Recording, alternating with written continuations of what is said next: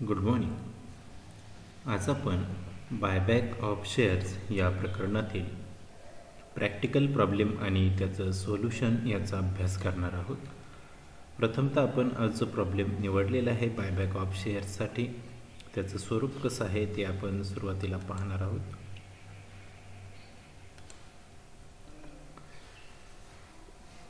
Ispat limited resolve to buy back 30,000 of its fully paid up equity shares of rupees 10 each at rupees 20%. For this purpose, it issued 1,015% preference shares of rupees 100 each at par, the total sum being payable with the applications. The company uses rupees 85,000 of its balance in securities premium apart from its sufficient balance in general reserve to fulfill the legal requirements regarding the buyback. Pass journal entries in the books of company. कंपनीच्या बुक्समध्ये आपल्याला journal entry करायला सांगितलेल्या आहेत. आपण ज्या journal entries करणार आहोत त्यासाठी प्रथमतः एक जर्नल तयार करूयात. हे असेल आपलं जर्नल. या जर्नलमध्ये सुरुवातीला आपल्याला डेट्स, त्यानंतर पर्टिक्युलर्स आणि त्यानंतर शेवटी आपल्याला डेबिट आणि क्रेडिटच्या अमाऊंट आहेत ते इथं पाहायला मिळणार आहेत आणि त्यामध्ये आपण जर्नल एंट्रीज करणार आहोत. जर्नल एंट्रीज करत असताना सुरुवातीला पहिली एंट्री आपली होणार आहे ज्यासाठी बायबॅकची प्रोसेस आपण करणार आहोत ती रक्कम उभी करण्यासाठी म्हणून सुरुवातीला काही प्रेफरन्स शेअर्स कंपनीनं काय केलेले आहेत, फ्रेश शेअर्स इश्यू केलेले आहेत. 100 रुपयाचा एक याप्रमाणे 1000 शेअर्स काय केलेले आहेत, इश्यू केलेले आहेत. त्याची सर्वप्रथम आपण एंट्री करणार आहोत आणि त्या एंट्रीद्वारे मिळालेली रक्कम जी आहे ती प्रेफरन्स शेअर कॅपिटलला आपण काय करणार आहोत, ट्रान्सफर करणार आहोत ॲप्लिकेशनची मिळालेली रक्कम. त्यानंतर कॅपिटल रिडम्पशन रिझर्व जो आहे तो आपल्याला तयार करायचा आहे. कॅपिटल रिडम्पशन रिझर्व तयार करत असताना किती रुपयाचं तयार करायचं आहे तो आपण वर्किंग नोटच्या आधारे बघणार आहोत. त्यानंतर क्लेम करणार आहोत आपण, म्हणजेच इक्विटी शेअर्सला बायबॅक करत असताना किती रुपयांची रक्कम द्यावी लागणार आहे, म्हणजेच त्यांच्या शेअरची असणारी रक्कम, त्याचबरोबर त्याच्यावरती दिलं जाणारं प्रीमियम आणि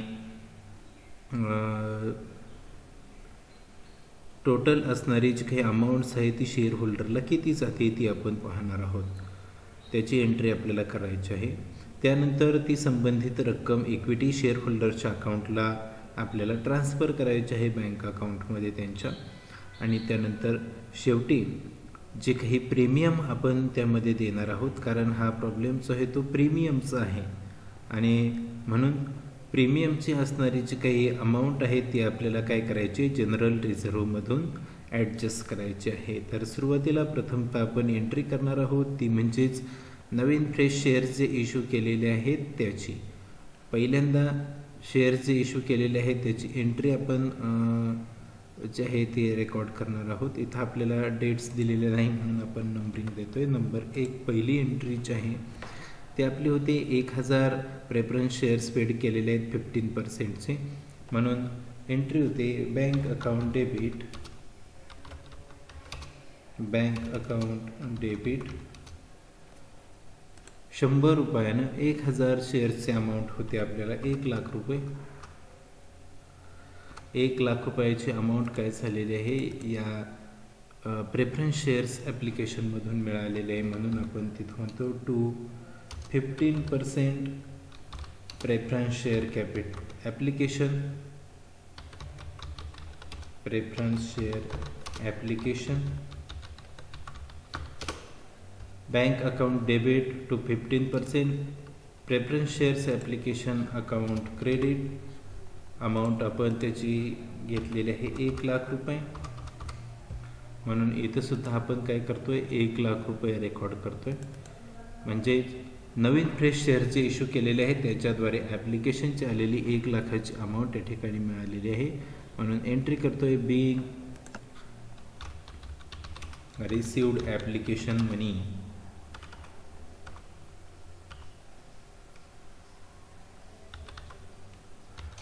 रिसिव्ड ॲप्लिकेशन मनी.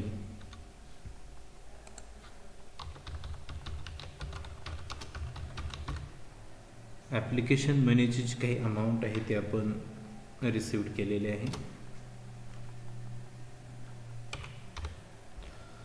त्यानंतर दुसरी एंट्री आपली होती ही जी 15% प्रेफरन्स शेअर ॲप्लिकेशनची आलेली जी अमाऊंट आहे ती प्रेफरन्स शेअर कॅपिटलला ट्रान्सफर करणं, आणि म्हणून आपण एंट्री करतोय 15% preference share application account debit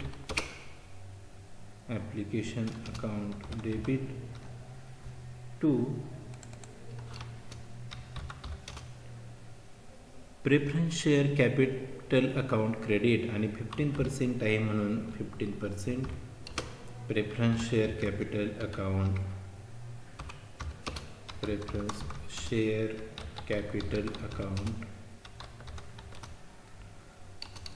credit. Amount आपल्याकडे आलेली होती ॲप्लिकेशनची 1 लाख रुपये, ती आता आपण काय करतोय शेअर कॅपिटलला ट्रान्सफर करतोय, म्हणून आपण ती ट्रान्सफर केलेली आहे. नॅरेशन इथं आपण लिहूयात त्यासाठी being application money transfer to capital.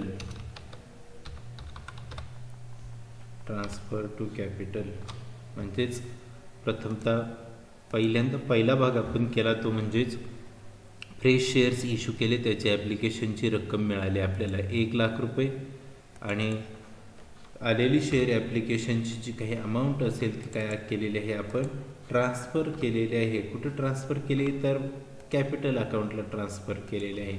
त्यामुळं दुसराही भाग या ठिकाणी आपला कंप्लीट झालेला आहे. यानंतर पुढचा महत्त्वाचा भाग आपल्याला काढायचा आहे तो म्हणजेच कॅपिटल रिडम्पशन रिझर्व.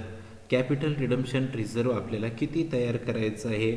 मुळात आपल्याला बायबॅकची रक्कम पेड करण्यासाठी आता नवीन फ्रेश शेअर्स जे इश्यू केलेले आहेत त्यातून 1 लाख रुपये आपल्याला काय झालेले आहेत मिळालेले आहेत, आणि उर्वरित जी काही रक्कम असेल ती आता आपल्याला काय करायचे वर्किंग नोटच्या आधारे कॅल्क्युलेट करायचे, आणि तेवढ्या रकमेचा कॅपिटल रिडम्पशन रिझर्व जो आहे तो तयार करायचा आहे. मग त्यासाठी कॅपिटल रिडम्पशन रिझर्व किती रकमेचा असावा हे आपल्याला पाहणं गरजेचं आहे. सुरुवातीला आपण प्रॉब्लेम जर पाहिला तर प्रॉब्लेममध्ये या ठिकाणी काय आहे, Ispat limited resolve to buyback 30,000 of its fully paid up equity shares of ₹10 each at ₹20%, म्हणजेच 20% प्रीमियम त्यावरती आपल्याला काय करायचं आहे द्यायचं आहे. प्रथमतः सुरुवातीला आपण निव्वळ फक्त प्रेफरन्स शेअरची रक्कम किती होती ती बघूयात. 30,000 शेअर्स आहे आणि 10 रुपयाचा एक आहे, म्हणजे 30,000 गुणिले 10 अमाऊंट होते 3 लाख रुपये. मग आता वर्किंग नोट आपण इथं कॅल्क्युलेट करूयात. वर्किंग नोट इथं आपण कॅल्क्युलेट करतोय face value of equity shares to be bought back 30,000 गुणिले 10. 30,000 शेअर्स आपण काय करतोय बायबॅक करतोय, म्हणून 30,000 गुणिले 10 अमाऊंट झाली 3 लाख रुपये. या 3 लाखापैकी आपण आत्ताच जी काही एंट्री केलेली आहे म्हणजेच नवीन फ्रेश शेअर्स इश्यू केलेले आहेत त्या फ्रेश शेअरची अमाऊंट आपल्याला मिळालेली आहे 1 लाख रुपये. म्हणजे 3 लाखातून 1 लाख रुपये जर वजा केले तर आपल्याला फक्त कॅपिटल रिडम्पशन रिझर्व जो आहे तो 2 लाख रुपयांचा काय करायचा आहे उभा करायचा आहे, आणि त्या 2 लाखासाठीची प्रोव्हिजनसुद्धा आपल्याकडं काय केलेली आहे दिलेली आहे. कशी प्रोव्हिजन दिलेली आहे तर इथं आपल्याला म्हटलेलं आहे त्यासाठी the company use ₹85,000 of its balance in securities premium apart from its sufficient balance in general reserve to fulfill the legal requirements regarding the buyback. त्यासाठी कंपनीच्या सिक्युरिटीज प्रीमियम अकाउंटमध्ये 85,000 रुपये आहेत आणि उर्वरित रक्कम जी आहे ती सफिशियंट कशातून घ्यायची, आपल्याला रिझर्वमधून घ्यायची आहे आणि ती प्रोसेस जी आहे ती काय करायची, पूर्ण करायची आहे. म्हणून आपण दुसरी एंट्री या ठिकाणी करणार आहोत, ती म्हणजे कॅपिटल रिडम्पशन रिझर्वची. मग पुढची एंट्री येते नंबर 3. एंट्री आपण करतोय पहिल्यांदा आपल्याकडे 85,000 रुपयाचा सिक्युरिटीज प्रीमियममध्ये बॅलन्स आहे, म्हणून securities premium account debit, premium account debit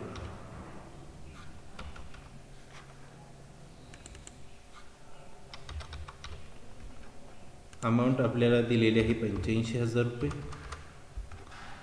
त्यानंतर उरलेली जी काही रक्कम असेल ती काय करायची, आपल्याला रिझर्वमधून घ्यायची आहे. म्हणून इथं आपण म्हणूयात general reserve account debit, general reserve account debit. Total आपल्याला 2 लाखाची अमाऊंट द्यायची होती, त्यातले 85,000 रुपये काय केलेले आहे, आपण सिक्युरिटीज प्रीमियममधली यूज केलेले आहे. मग 2 लाखापैकी 85,000 वजा झाल्यानंतर उर्वरित जेवढी रक्कम येते ती सगळी आपल्याला काय करायचे, या जनरल रिझर्वमधून घ्यायचे आहे. मग दोन्हींची वजाबाकी केल्यानंतर आपल्याला रक्कम घ्यावी लागते, ती म्हणजे 1,15,000 रुपये. 1,15,000ची रक्कम आपल्याला काय करायची, जनरल रिझर्वमधून ॲडजस्ट करायची आहे किंवा घ्यायची आहे. आणि त्यासाठी आपण खाली म्हणणार आहोत किंवा एंट्री त्याची करणार आहोत, securities premium account debit 85,000, general reserve account debit 1,15,000 आणि यातून CRR तयार करणार आहोत, म्हणजेच capital redemption reserve to capital redemption reserve, capital redemption reserve credit. आणि यांची टोटल 85,000 आणि 1,15,000 असे 2 लाख रुपये आपण काय करतोय, या ठिकाणी CRR म्हणून उभे केलेले आहेत. इथं नॅरेशन आपण लिहिणार आहोत, being created capital redemption reserve, capital redemption reserve for buyback. अशा पद्धतीची एंट्री जी आहे ती या ठिकाणी आपण केलेली आहे. अतिशय सोपी एंट्री या ठिकाणी आपण केली, ती म्हणजे कॅपिटल रिडम्पशन रिझर्वची पहिल्यांदा वर्किंग नोटमध्ये अमाऊंट आपण कॅल्क्युलेट करून घेतली. किती रुपयांचा कॅपिटल रिडम्पशन रिझर्व हवा आहे. टोटल 3 लाखाचे काय आहेत, शेअर्स आपल्याला परत करायचे आहेत. त्यापैकी 1 लाखाची रक्कम जी आहे ती आपण काय केलेली आहे, सुरुवातीला नवीन फ्रेश शेअर्स इश्यूमधून मिळवलेली आहे आणि उर्वरित 2 लाखाची रक्कम जी आहे त्यातील 85,000चा सिक्युरिटीज प्रीमियम आहे आणि 1,15,000 रुपयांचा जनरल रिझर्व जो आहे तो आपण यूज केलेला आहे. त्यानंतर नेक्स्ट एंट्री जी आहे ती आता आपल्याला करायची, ती म्हणजे क्लेम करत असताना टोटल इक्विटी शेअर कॅपिटल जे बायबॅक करणार आहोत ते आणि त्यावरती असणारं प्रीमियमची अमाऊंट इथं आपल्याला काय केलेली आहे, दिलेली आहे. 20% रक्कम ही सांगितलेली आहे. म्हणून आपण एंट्री करतोय 4 नंबरला क्लेमची, equity share capital account debit, equity share capital account debit, equity share capital account debit. Total 30,000 शेअर्सचे आहेत. प्रॉब्लेममध्ये आपण मगाशीच पाहिलं की टोटल 30,000 शेअर्स आपल्याला काय करायचे आहेत, बायबॅक करायचे आहेत. 10 रुपयाचा एक आहे. 30,000 गुणिले 10 अमाऊंट होते 3 लाख रुपये. म्हणून आपण इथं एंट्रीमध्ये अमाऊंट रेकॉर्ड करणार आहोत 3 लाख. आणि ही 3 लाखाची जी काही अमाऊंट आहे त्याच्यासोबत प्रॉब्लेममध्ये अजून आपल्याला सांगितलं आहे की परत करत असताना 20% त्यावरती प्रीमियम आपल्याला काय करायचं आहे, द्यायचं आहे. मग इथं प्रीमियमची अमाऊंट किती येईल, 3 लाख रुपये ही शेअर कॅपिटलची अमाऊंट आहे. त्यावरती 20% अमाऊंट येते 60,000 रुपये आणि तो असणार आहे आपला प्रीमियम. म्हणून इथं आपण एंट्रीमध्ये रेकॉर्ड करतो डेबिटला premium account, premium on buyback of shares account debit 3 लाखावर 20% अमाऊंट येते 60,000, म्हणून आपण इथं अमाऊंट लिहिलेली आहे 60,000 रुपये. आणि असा आपला टोटल क्लेम जो आहे तो आपण इक्विटी शेअर होल्डरला देणार आहोत टोटल 3,60,000. म्हणून क्रेडिटला म्हणतोय आपण to equity shareholders account, equity shareholders account credit to equity shareholders account credit total 3,60,000. त्याला आपण नॅरेशन खाली लिहितोय being buyback claim. हा बायबॅक क्लेम झाला म्हणजेच 3,60,000 रुपये आपल्याला काय करायचे आहेत, परत द्यायचे आहेत. आता पुढची स्टेप आपल्याला करायची आहे. क्लेम झालेला आहे, कॅपिटल रिडम्पशन रिझर्व तयार झालेला आहे. त्यानंतर 1 लाखांचे नवीन प्रेफरन्स शेअर्स जे आहेत ते इश्यू करून अमाऊंट 1 लाख रुपये उभी केलेली आहे. आता पुढचा भाग जो आहे तो आपल्याला त्या इक्विटी शेअर होल्डरला ती रक्कम द्यायची आहे. त्यांच्या बँक अकाउंटला काय करणार आहोत, आपण अमाऊंट ट्रान्सफर करणार आहोत. म्हणून इथे एंट्री करतो आपण equity shareholders account debit, equity shareholders account debit 3,60,000 to bank account credit, to bank account credit 3,60,000.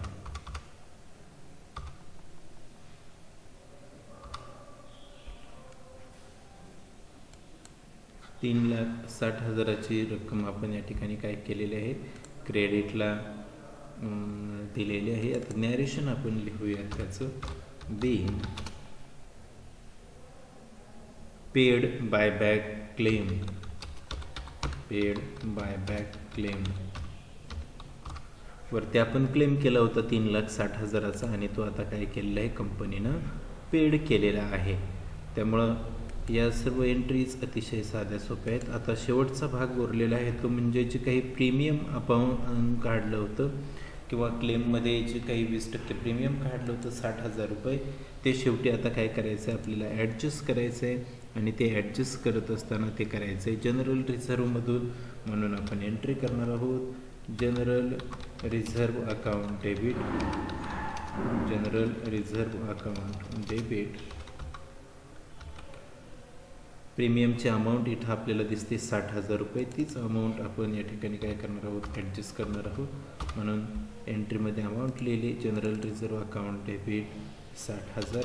खाली म्हणणार आहोत to premium on buyback of equity shares, premium of buyback, premium on buyback of equity shares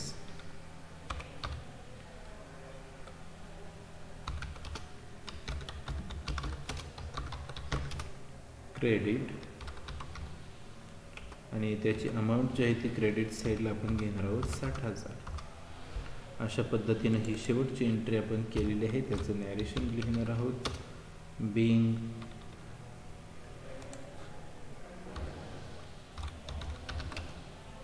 being adjusted premium on buyback, premium on buyback of shares. अशा पद्धतीने narration आपण लिहिलेलं आहे आणि शेवटची एंट्री इथं आपण क्लोज केलेली आहे. अतिशय साध्या सोप्या पद्धतीनं आपण या एंट्रीज केलेल्या आहेत. सुरुवातीला प्रथमतः नवीन फ्रेश शेअरचे इश्यू केलेले आहेत त्याची एंट्री आपण केली. त्याच्या ॲप्लिकेशनद्वारे आपल्याला अमाऊंट मिळाली म्हणून एंट्री केली आपण. Bank account debit 1 lakh to 15% preference shares application account credit 1 lakh. ॲप्लिकेशनची रक्कम इथं आपल्याला रिसिव्ह झाली. दुसरी एंट्री आपण केली, आलेली जी काही 1 लाखाची ॲप्लिकेशनची रक्कम जी होती ती प्रेफरन्स शेअर कॅपिटलला आपण ट्रान्सफर केली, एंट्री केली. 15% preference share application account debit 1 lakh to 15% preference share capital account credit 1 lakh. त्यानंतर CRR आपण काय केलेलं आहे, तयार केलेलं आहे. CRR तयार करत असताना तो किती तयार करावा लागतो याचं प्रथमतः आपण कॅल्क्युलेशन केलं. इथं वर्किंग नोटमध्ये या ठिकाणी आपण कॅल्क्युलेशन केलं होतं. टोटल आपल्याला 30,000 शेअर्स द्यायचे आहे. 10 रुपये एका इक्विटी शेअरची किंमत आहे, म्हणून 30,000 गुणिले 10 असं कॅल्क्युलेशन आलं. 3 लाख पैकी 1 लाख रुपये फ्रेश शेअर्समधून आपल्याला काय झालेले आहेत, आता उभे राहिलेले आहेत किंवा मिळालेले आहेत. आणि अजून उर्वरित जी रक्कम असेल ती आता आपल्याला काय करायची, स्वतंत्र रिझर्व तयार करायचं आहे. त्याला नाव असतं कॅपिटल रिडम्पशन रिझर्व. आणि हा बायबॅकची अमाऊंट जी आहे ती पेड करण्यासाठी आपण इथं काय करतो, यूज करत असतो. म्हणून तो आपल्याला कॅल्क्युलेट किंवा तो आपल्याला द्यावा लागणार आहे 2 लाख रुपये उर्वरित जो आहे तो. मग त्या 2 लाखांची जी काही पूर्तता आहे ती कशा पद्धतीनं आपण केली, तर प्रॉब्लेममध्ये आपल्याला सांगितलं होतं 85,000 रुपये सिक्युरिटीज प्रीमियममध्ये आहे बॅलन्स, आणि उर्वरित बॅलन्स जो असेल तो जनरल रिझर्वमधून यूज करा. म्हणून आपण एंट्री केली securities premium account debit 85,000, general reserve account debit 1,15,000 to capital redemption reserve account credit 2 lakh. अशा प्रकारे हा कॅपिटल रिडम्पशन रिझर्व जो आहे तो अमाऊंट परत करण्यासाठीचा एक फंड म्हणून आपण इथं तयार केलेला आहे. त्यानंतर आता आपल्याला क्लेम करायचं आहे की ॲक्च्युअल प्रीमियमसह किती रुपये आपल्याला त्या इक्विटी शेअर होल्डर्सना परत करायचे आहेत. म्हणून आपण कॅल्क्युलेशन करून एंट्री मांडली. Equity share capital account debit 3 lakh, premium on buyback of shares 60,000 आणि to equity shareholders account credit 3,60,000. 3 लाखांची असणारी शेअरची रक्कम 10 रुपयानं, त्याचबरोबर 60,000 म्हणजेच 20%, त्याच्यावरती आपण प्रीमियम कॅल्क्युलेट केलं ते आलं 60,000 आणि अशी टोटल रक्कम झाली 3,60,000 रुपये. आणि त्याचा आपण क्लेम केलेला आहे. त्यानंतर हा क्लेम पेड केलेला आहे. पेड करत असताना इक्विटी शेअर होल्डर्सचं जे अकाउंट आहे ते आपण काय केलं आहे, डेबिट केलं. Equity shareholders account debit 3,60,000 to bank account credit 3,60,000. आणि बायबॅकचं जी काही रक्कम आहे ती इथं आपण पेड केली. त्यानंतर शेवटची एंट्री आपण या ठिकाणी केलेली आहे ती म्हणजे premium on buyback of equity shares जो आहे तो आपण जनरल रिझर्वमधून ॲडजस्ट केलेला आहे. General reserve account debit 60,000 to premium on buyback of equity shares account credit 60,000. अशा पद्धतीने या ठिकाणी आपण संपूर्ण बायबॅकची जी काही प्रोसेस आहे ती पूर्ण केलेली आहे आणि हा प्रॉब्लेम या ठिकाणी टॅली होऊन संपलेला आहे. थँक्यू.